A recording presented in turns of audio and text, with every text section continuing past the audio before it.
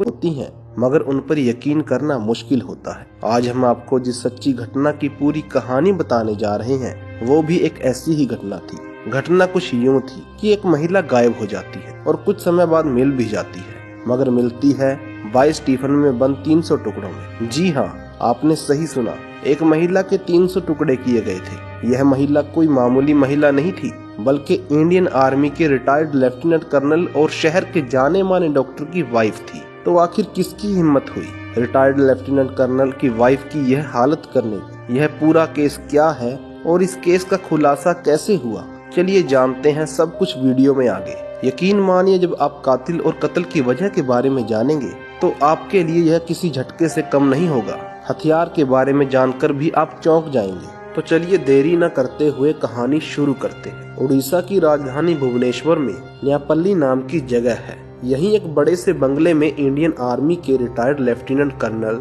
Doctor Somnath Parida अपनी पत्नी उषा श्री समल के साथ रहा करते थे। सोमनाथ परीदा ने 1970 में बतौर second lieutenant Indian army join की थी, जबकि वो लेफ्टिनेंट कर्नल के पद पर रहते हुए 1992 में आर्मी में रिटायर हुए थे। आर्मी में वो बतौर डॉक्टर अपनी सेवाएं दे रहे थे। डॉक्टर सोमनाथ परीदा की गिनती आर्मी के बेस्ट सर्जन में की जाती थी। आर्मी से रिटायरमेंट के बाद इन्होंने लंबे समय तक वर्ल्ड हेल्थ ऑर्गेनाइजेशन यानी WHO के लिए भी काम किया था।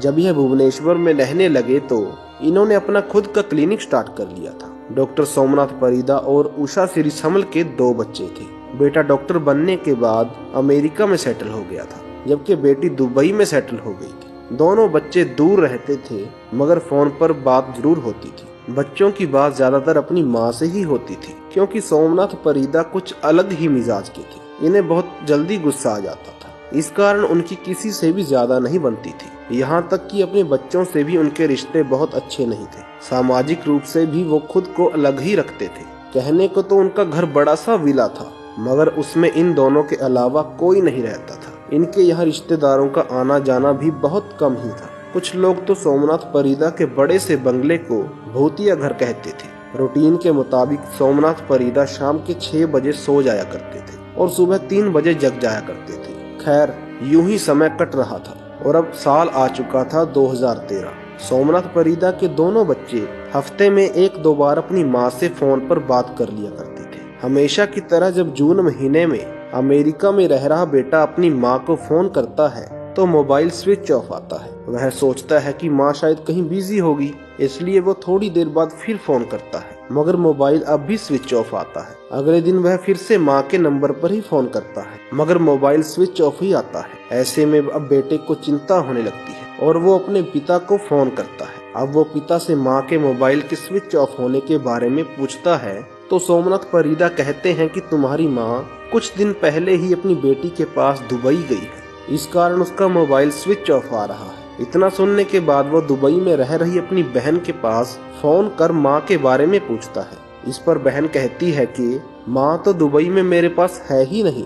इनफैक्ट पिछले कुछ दिनों से तो माँ से मेरी बात ही नहीं हुई। अब बेटा एक बार फिर से अपने पिता के पास फोन करता है और कहता है कि आप झूठ बोल रहे हो, माँ तो दुबई में है ही नहीं। इस बार सोमनाथ परीदा अपने बेटे पर ही चिल्लाने लगते हैं और फोन काट देते हैं। इसके बाद उनका बेटा कई बार फोन करता है, मगर सोमनाथ परीदा फोन नहीं उठाते हैं। अब थक हार कर बेटा भुवनेश्वर में ही रह रहे अपने मामा के पास यानी सोमनाथ परीदा की पत्नी उषा श्री समल के भाई रंजन समल के पास फोन करता है और उससे कहता है कि आप घर पर जाकर देखिए कि माँ कहाँ गई है, क्योंकि पिताजी कह रहे हैं कि वह दुबई में है, जबकि बहन ने बताया है कि माँ तो दुबई आई ही नहीं है। इतना सुनने के बाद रंजन समल अपनी एक अन्य बहन के साथ सोमनाथ परीदा के घर पर आ जाते हैं। वह दरवाजे पर काफी देर तक नॉक करते हैं, मगर अंदर से कोई जवाब नहीं आता है। जब यह लोग दरवाजे को नॉक करना जारी रखते हैं तो काफी देर बाद दरवाजे की बजाय बगल की एक छोटी सी खिड़की खुलती है, जहां से सोमनाथ परीदा इन दोनों से बातें करते हैं। उषा श्री के बारे में पूछे जाने पर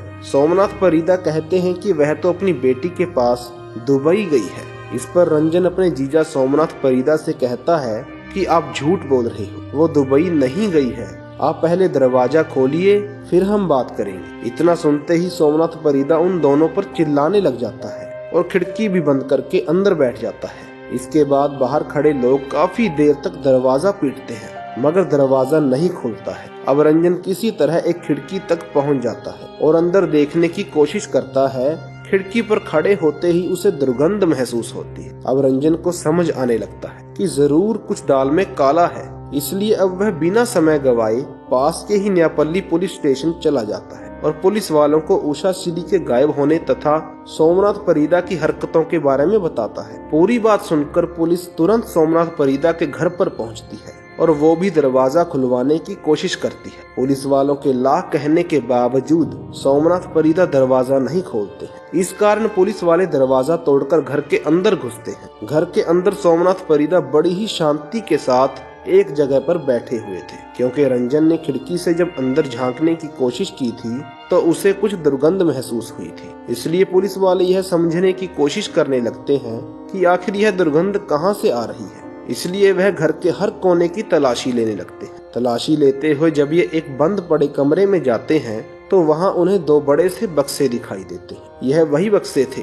जिसका इस्तेमाल इंडियन आर्मी में रहते हुए सोमनाथ परिदा किया करते थे। पहले पुलिस वालों को लगता है कि सोमनाथ परिदा ने इन बक्सों में सेना से जुड़ी अपनी यादों को सहज रखा हो, मगर जब पुलिस वाले जब इन बक्सों को खोलते हैं तो वो चौंक जाते हैं। पहला बक्सा खोला जाता है तो वो सामान की बजाय टिफिन से भरा हुआ था। दूसरा बक्सा भी पूरी तरीके से टिफिन से ही भरा हुआ था। दोनों बक्सों में कुल मिलाकर 22 स्टील के टिफिन थे। इतनी अधिक संख्या में टिफिन देखकर पुलिस चौंक जाती है। टिफिन के बारे में पूछे जाने पर सोमनाथ परिदा कोई प्रॉपर जवाब नहीं दे पाते हैं। इसके बाद तत्काल ही एक टिफिन को खोलकर देखा जाता है। टिफिन के खुलते ही सभी के होश उड़ जाते हैं। टिफिन में मांस के छोटे छोटे टुकड़े रखे हुए थे। एक के बाद एक सभी 22 टिफिन को खोला जाता है। पता चलता है कि सभी टिफिन मांस के टुकड़ों से ही भरा हुआ है। पहले ही नजर में पता चल जाता है कि यह इंसानी मांस के टुकड़े हैं। इन टुकड़ों को बड़ी ही सफाई के साथ काटा गया था। इन टुकड़ों के बारे में पूछे जाने पर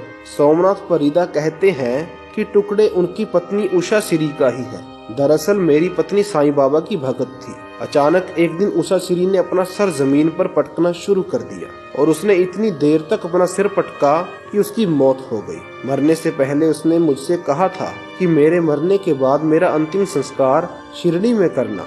उषा की इच्छा अनुसार उसे ऐसे ही शिरडी ले जाना मेरे लिए संभव नहीं था, इसलिए मैंने लाश के टुकड़े करके टिफिन में बंद कर दिए ताकि मैं एक एक करके उन टिफिन को शिरडी ले जाऊं और वहां उषा का अंतिम संस्कार कर दूं। यह दावा अपने आप में ही बहुत अजीब था कि आखिर कोई कैसे खुद ही अपना सर पटक कर मर सकता है। इसलिए पुलिस वाले सख्ती से सोमनाथ परिदा से पूछताछ करते हैं। उधर जब उन टुकड़ों की जांच पड़ताल की जाती है तो पता चलता है कि उन टुकड़ों में सर वाला हिस्सा है ही नहीं। इसलिए अब सर की खोज शुरू होती है और यह खोज घर के अंदर बड़े से टेबल के ऊपर जाकर खत्म होती है। दरअसल सोमनाथ परिदा ने उषा का सर काटकर हॉल के बीचों बीच रखे बड़े से टेबल पर अच्छे से सजाकर रखा हुआ था और उसे ऐसे ढककर रखा हुआ था कि किसी को भी पता न चल सके। सिर काफी हद तक सड़ चुका था, यहाँ तक कि सिर की स्किन और बाल भी अलग हो रहे थे। हालांकि बदबू कम थी, क्योंकि बदबू छुपाने के लिए सोमनाथ ने खास केमिकल का उपयोग किया था।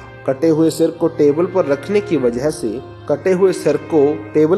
की वजह जब पुलिस वालों ने सोमनाथ परिदा से पूछी तो उसने जो दावा किया वो बेहद ही हैरान करने वाला था। सोमनाथ के मुताबिक वह हर रोज घंटे उस टेबल के सामने बैठकर अपनी पत्नी उषा के कटे सिर से बातें किया करता। भले ही सोमनाथ परिदा ने आत्महत्या वाली कहानी पुलिस को बताई थी, मगर पुलिस इस कहानी पर यकीन नहीं करती है और मामले की तह तक जाने के लिए अपनी जांच का दायरा बढ़ाते हुए पूरे घर में बारीकी से सर्च करना शुरू कर देती है। साथ ही सोमनाथ परिदा से भी सख्ती से पूछताछ का सिलसिला शुरू हो जाता है और उस पूछताछ में जो खुलासा होता है वह बेहद ही हैरान करने वाला होता है। पुलिस पूछताछ में खुलासा होता है कि उषा श्री ने आत्महत्या नहीं की थी, बल्कि किसी बात को लेकर बीते 3 जून 2013 को सोमनाथ परिदा और उषा श्री की लड़ाई हुई थी। इसी लड़ाई के दौरान सोमनाथ ने अपने पास मौजूद स्टील के टॉर्च से अपनी पत्नी के सर पर जोरदार वार किया था। ये वार इतना जोरदार था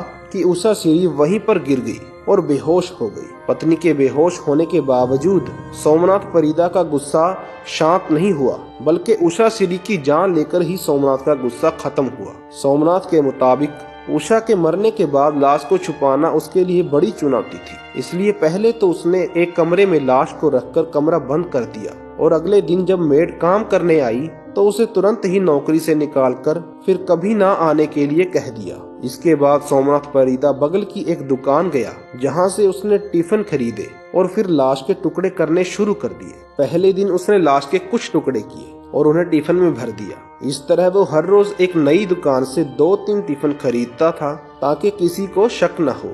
वो रोज टिफिन खरीद कर लाता था और उसी हिसाब से लाश के टुकड़े करके टिफिन में रख देता था। फिर उन टिफिन को अपने बड़े से बक्से में रख देता था। सोमनाथ परिदा ऐसा तब तक करता है जब तक कि उषा सिरी पूरी तरह टुकड़ों में नहीं बंट जाती है। लाश की बदबू बाहर ना फैले इसलिए सोमनाथ परिदा मार्केट से बड़ी मात्रा में बदबू छुपाने के लिए इस्तेमाल किए जाने वाले केमिकल भी खरीद लाता है। इसके अलावा वो घर में फिनाइल का भी छिड़काव करता था ताकि बाहर बदबू ना जाए। जैसा कि वीडियो की शुरुआत में हमने बताया कि सोमनाथ परिदा एक जाने माने सर्जन थे, इसलिए उन्हें ह्यूमन एनाटॉमी के बारे में बहुत अच्छे से जानकारी थी। इस कारण उन्हें लाश के टुकड़े करने में कोई परेशानी नहीं और उसने लाश के टुकड़े करने के लिए बड़ी आरी या किसी तरह के बड़े हथियार का भी इस्तेमाल नहीं किया, बल्कि ऑपरेशन में इस्तेमाल होने वाली कैंची छुरी से ही सोमनाथ परिदा ने पत्नी उषा सिरी के 300 टुकड़े कर दिए। पुलिस जांच में खुलासा हुआ कि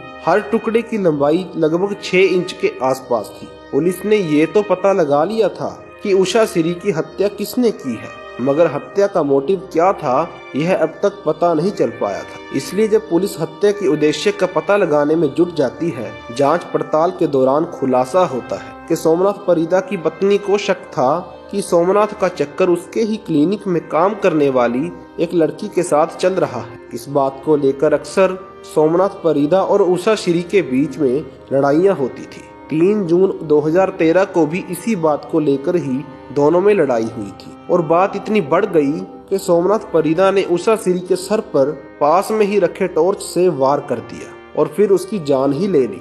22 जून 2013 को उसे गिरफ्तार करते हुए जेल भेज दिया जाता है। हत्या तथा सबूत मिटाने की धाराओं के तहत सोमनाथ परिदा पर मामले दर्ज किए जाते हैं और केस की सुनवाई Khurda district and session court में शुरू होती है। सुनवाई के दौरान सोमनाथ परिदा का बेटा और बेटी भी अमेरिका और दुबई से वापस आते हैं तथा अपने पिता के खिलाफ ही कोर्ट में गवाही देते हैं। बेटा बेटी द्वारा दी गई गवाही तथा पुलिस द्वारा जुटाए गए सबूत से साफ हो जाता है कि सोमनाथ परिदा ने ही अपनी पत्नी की हत्या की और फिर उसके शव को 300 टुकड़ों में काटकर टिफिन में रखा।